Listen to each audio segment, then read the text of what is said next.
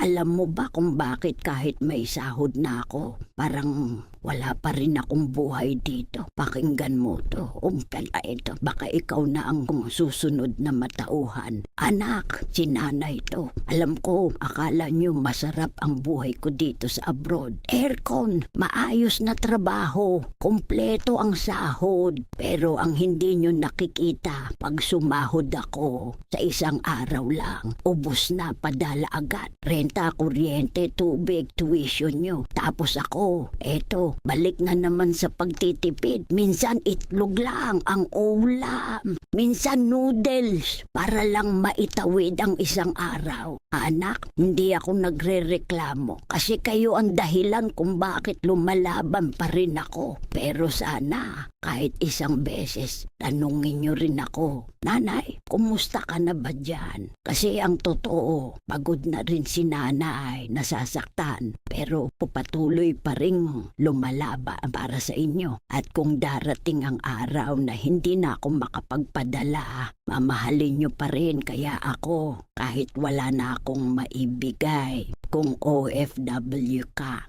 kung may kilalang sakripisyo ang buhay, i-share mo to. Baka sakaling may isang pamilya ang matauhan.